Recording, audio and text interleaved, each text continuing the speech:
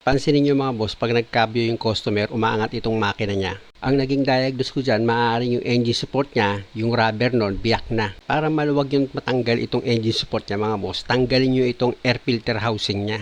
Meron lang naman dalawang bolt yan na number 10.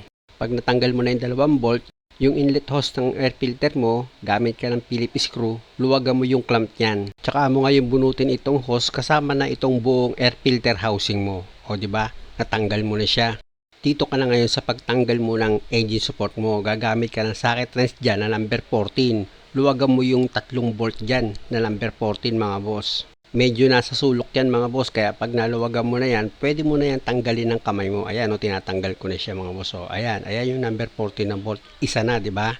At bago mo tanggalin yung natitirang dalawang bolt pa na number 14, luwagan mo muna itong nut dito sa center bolt ng engine support mo. Ayan yung nasa gitna. Number 17 yung socket wrench na gagamitin mo dyan. Dahil maluwag na yan mga boss, pwede mo nang tanggalin itong nut nya. Ayan na yung nut mga boss. Lipat ka ngayon dito sa kabilang side. Ang diskarte mga boss, para hindi ka nahihirapang magtanggal ng tornilyo, kung saan yung maluwag na pwesto, doon ka pipwesto. Gaya ng ginawa ko, lumipat ako dito sa kabilang side, tapos niluwagan ko itong bolt na number 14. O di ba? Madali ko lang siyang natanggal. Ayan na yung pangalawang bolt dito sa engine support. At dahil may dalawang bolt na lang na natitira, gamit ka ng jack, tukura mo itong makina. Pero dapat yung alalay lang mga boss. Hanggat maaari, i-balance nyo yung pag-jack nyo para yung engine support nyan is hindi siya maipit at yung bolt madali nyong matanggal. At pag okay na yung pagkakalagay nyo ng jack, o tignan nyo mga boss ha, bubunutin ko itong center bolt nya dito sa engine support, madali ko lang siyang natanggal, o di ba? Hindi siya naipit. Ayan yung sinasabi ko sa inyo na dapat pag nag-jack kayo is balance lang. O dito naman ngayon sa isa pang bolt na nakalagay dito sa engine support. Luluwagan ko yan mga boss. Kung makikita nyo, di ba? Niluluwagan ko pa yung isang bolt niya kasi tatlo yung bolt dito na nakakapit sa engine support. O tatanggalin ko na dahil maluwag na siya, di ba? O ito na yung bolt na natanggal ko. Tatanggalin ko ngayon itong engine support niya para makita nyo. Tingnan nyo, hindi siya naipit, o di ba?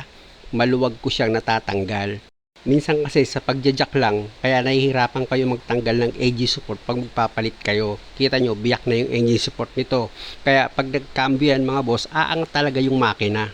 Alam nyo mga boss, malaking bagay yung nakakakuha kayo ng idea sa bawat video na ginagawa ko para hindi napapalaki yung gastusin nyo. Akala nga ni customer malaki yung gastusin niya dahil nga sa lakas ng uga ng makina. Yung pala, yan lang ang sira. After ko ma-match itong pyesa sa luma at sa bago dahil parehas naman, madali lang yan pag nilagay ko. Basta balanse yung pagkakatukod nyo ng jack sa makina. Nakita nyo naman, saglit ko lang na ilagay itong engine support nya. Tapos ang una nyong ilalagay dyan is itong center bolt nya dito sa engine support.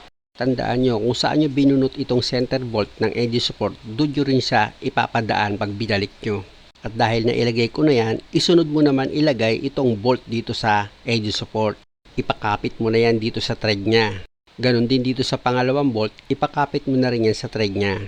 At syempre naman dito sa pangatlong bolt, papakapit mo rin yan sa thread nya para pag ginamitan mo na yan ng socket wrench mo na number 14, sigurado ka pag ipinanal mo na yung higpit mo, hindi palustrid yung paghigpit mo. Dahil okay na yan mga boss, dito naman ako sa dalawang bolt pa. Gagamit naman ako dito ng medyo mahabang extension mga boss dahil baluwag naman siyang pihitin, inimpak ko na yan.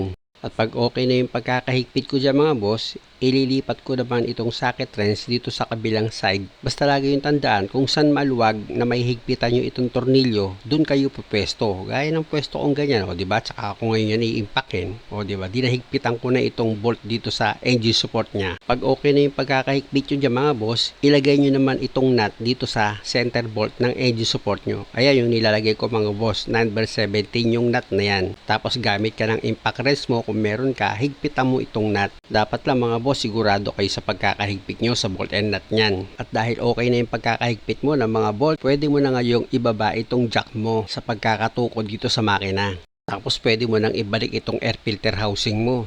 Basta siguraduhin mo lang, maayos yung pagkakalapat mo ng air filter housing mo pag ibinalik mo yan. Kasi nakakapag-produce yan ng ingay pag hindi tama yung pagkakalapat mo dyan. Mayroon lang naman dalawang bolt yan na number 10. Ipakapit mo muna yan dito sa mga thread nya. Tapos gamit ka na ngayon ng socket wrench mo na number 10. Higpitan mo siya ng maayos. Ganon din itong air filter cover nya mga boss. Siguraduhin mong maayos din yung pagkakalagay mo ng clip. At dito naman sa inlet hose nya, Yung dalawang clamp niyan, yung maliit tsaka yung malaki. Dapat maayos yung pagkakalapat niyan mga boss, wala dapat yan singaw. At dahil okay na, pwede nating paandarin itong makina nang masubukan. O, pa-start na natin sa may-ari. Kasi ang problema nito, pag nag-direct nilagay niya sa drive o kaya sa reverse, umaangat yung makina o kaya nagkakaroon ng vibration.